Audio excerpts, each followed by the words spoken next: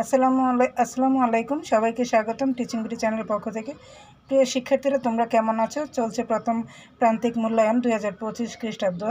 তো আমি প্রথম প্রান্তিক মূল্যায়নের প্রশ্ন নিয়ে হাজির হয়েছি। প্রাথমিক গণিত শ্রেণী চতুর্থ। তো পূর্ণমান 100। 1 নংয়ে আছে সঠিক উত্তরটি উত্তরপত্রে লেখো। গণিতে কিন্তু 20টা সঠিক উত্তর থাকবে, 20 নাম্বার পাবে।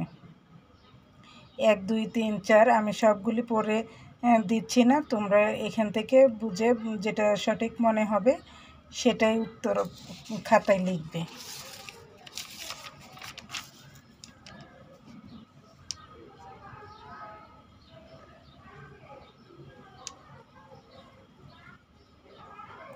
এখানে 10 থেকে 20 পর্যন্ত।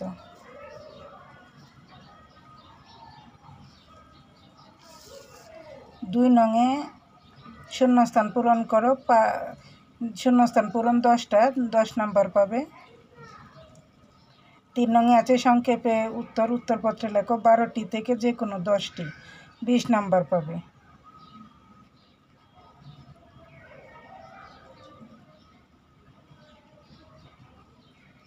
প্রতিটা 2 করে পাবে। 4 নংয়ে আছে বড় প্রশ্ন। 13টি প্রশ্ন থেকে 10টির উত্তর দাও। জ্যামিতি থেকে কমপক্ষে 2টি প্রশ্নের উত্তর দিতে হবে। তো এইখানে দেখো 4 নংয়ে আছে যেগুলি, প্রথমটায় দেখো স্থানীয় মান নির্ণয় করো।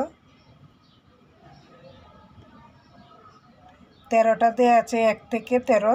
তোমরা এখান থেকে 10টি প্রশ্নের উত্তর দিবে। জ্যামিতি কিন্তু অবশ্যই দিতে হবে। জ্যামিতি থেকে 2টা প্রশ্নের উত্তর দিব, আর অন্যগুলি থেকে তোমরা 8টা দিবা।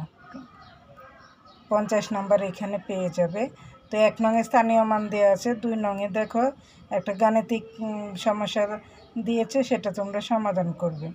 3 নং, 4 নং, 5 নংয়ে গুণ দিয়েছে 2টা। 6 নংয়ে আবার গাণিতিক সমস্যা দিয়েছে। তো এগুলো খুবই সহজ, তোমরা আশা করি সবাই পারবে। 8 নং, 9 নংয়ে দেওয়া আছে যুগ। 10 নং মা ও মেয়ের বর্তমান বয়সের সমষ্টি 112 বছর। 10 বছর পূর্বে মেয়ের বয়স ছিল 27 বছর, এখন থেকে 8 বছর পর মায়ের বয়স কত হবে? আর জ্যামিতি সরল রেখা কি? একটি সরল রেখা অঙ্কন করো। 12তে আছে সমান্তরাল রেখা কি? 2টি সমান্তরাল রেখা অঙ্কন করো। 13 আছে রেখাংশ কি? একটি রেখাংশ অঙ্কন করো। জ্যামিতি 3টা থেকে তোমরা 2টা দিবে। তো এই ছিল আজকে ভিডিও, এই পর্যন্তই। আশা করি সবার উপকারে আসবে। যদি উপকারে আসে প্লিজ সাবস্ক্রাইব করে বেলটা অন করে দিবেন, আর বেশি বেশি শেয়ার করবেন। আপনাদের মূল্যবান শেয়ারই পারে আমার চ্যানেলটাকে এগিয়ে নিয়ে যেতে। ভালো থাকবেন, আর কার কোনটা প্রয়োজন অবশ্যই কমেন্টে জানাবেন। আল্লাহ হাফেজ।